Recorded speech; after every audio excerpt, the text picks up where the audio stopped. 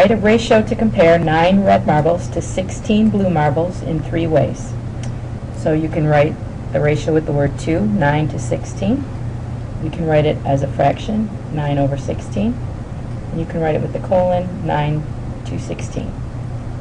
So in simplest form, we're going to write the ratio of vowels to consonants in each word below.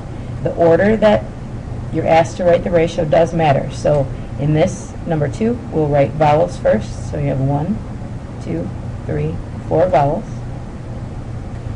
compared to 1, 2, 3, 4, 5, 6 consonants. So the ratio would be 4 to 6. In geometry, we have 1, 2, 3, if you count Y, 4 vowels, and 1, 2, 3, 4 consonants. So you can have 4 to 4. And then in ratio, we have 1, 2, 3 vowels to 2 consonants. Let's try writing a ratio from given information. So a bonsai tree is 18 inches wide and stands 2 feet tall. What is the ratio of the width of the bonsai to its height? So again, order is very important. So the first number you want to start with is the width, and the second is the height. You also want to look at what form we want this ratio in. So if you notice, it says it's blank inches wide and blank inches tall. And we were not given the height in inches. So the first thing you want to do is change 2 feet to inches. And if you recall, there are 12 inches in a foot. So 2 times 12 would give us 24 inches for the height. So the bonsai is 18 inches wide, 24 inches tall. So if we take that and we write the word 2, 18 to 24, as a fraction, 18 over 24, and in the colon, 18 to 24. We also want to talk about comparing ratios, equivalent ratios, just like equivalent fractions. So we're going to cross out the ratio that is not equivalent to 12 to 8.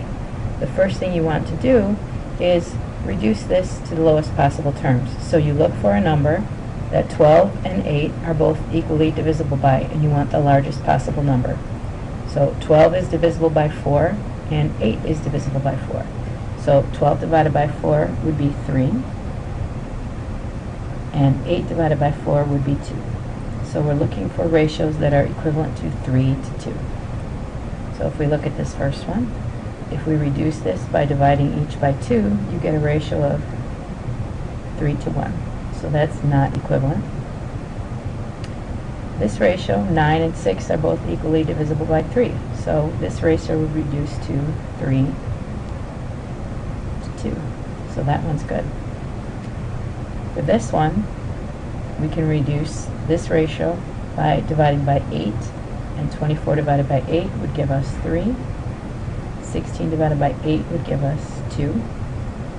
So that one's okay.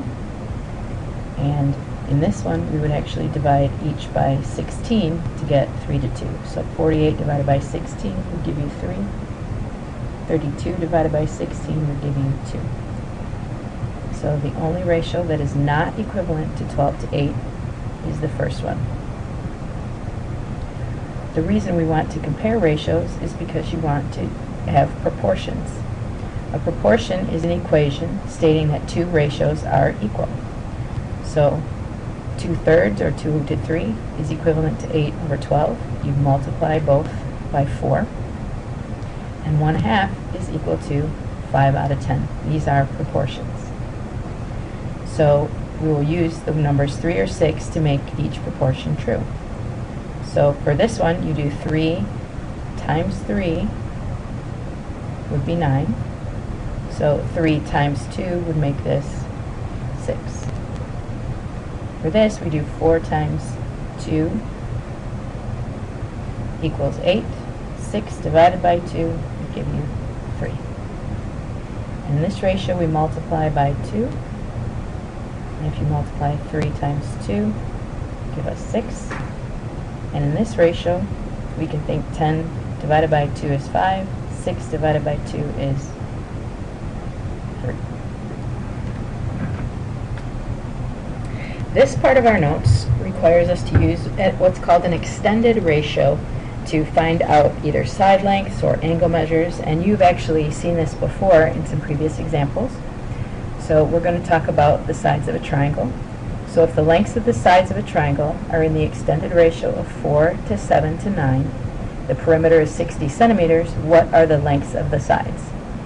So if we label the triangle at the right, you see that we have 4x, we do 7x, and 9x. The reason we put the x here is if you actually added 4 plus 7 plus 9, that wouldn't even come close to being 60 centimeters. So we need to multiply each side by a number called scaling to get the actual perimeter. So if we add up all the sides, 4x plus 7x plus 9x, that will equal 60. So this perimeter is 4 plus 7 plus 9. This perimeter would be 20x. So 4x plus 7x plus 9x needs to equal 60.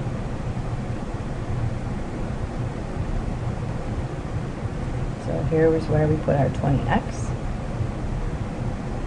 And you know that we divide by 20. So x equals 3. So what this says is we need to triple each side to get the actual perimeter of 60. So 4 times 3 is 12. We get 7x. 7 times 3, 21. And then we had our 9x, so 9 times 3 is 27.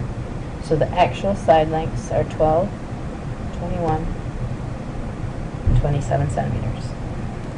In this example, we're going to talk about some properties of proportions, which allows us to do some different things mathematically when we're trying to solve for missing information. The cross products property says that in a proportion A over B equals C over D, where B is not equal to 0 and D is not equal to 0, the products of the extremes, which are A and D, so these are the extremes, equals the products of the means, which are B and C.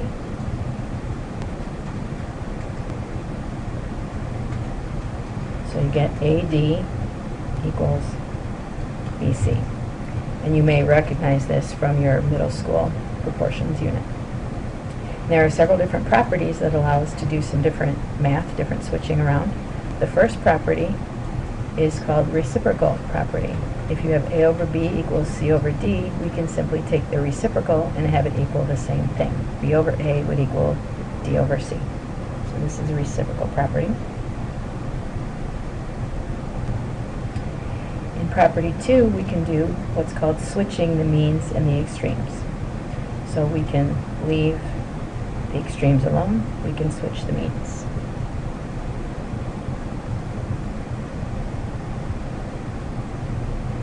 And in the last property, we add the denominator to the numerator, and then we leave it over the original denominator. So in this example, we do A plus B and leave it over B, and we do C plus D and leave it over D.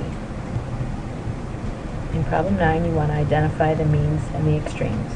So the means go from the upper right to the lower left. So those means would be 4 and 3.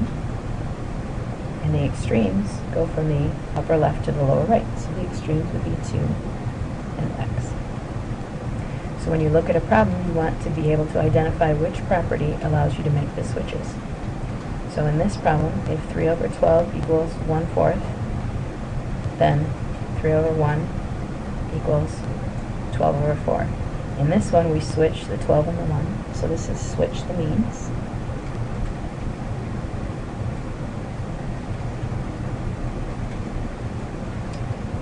In this property, we're using 4/5 equals 8/10, which means 4 times 10 would equal 5 times 8. So that would be the cross product property.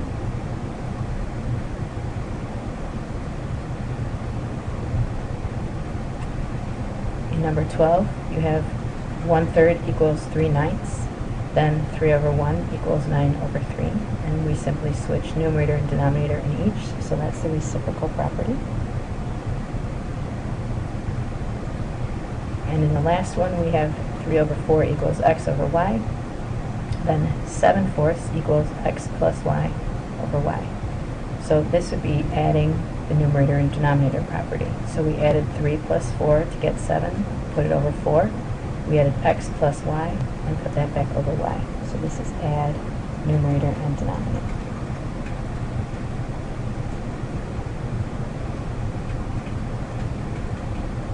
And those are the properties of proportions.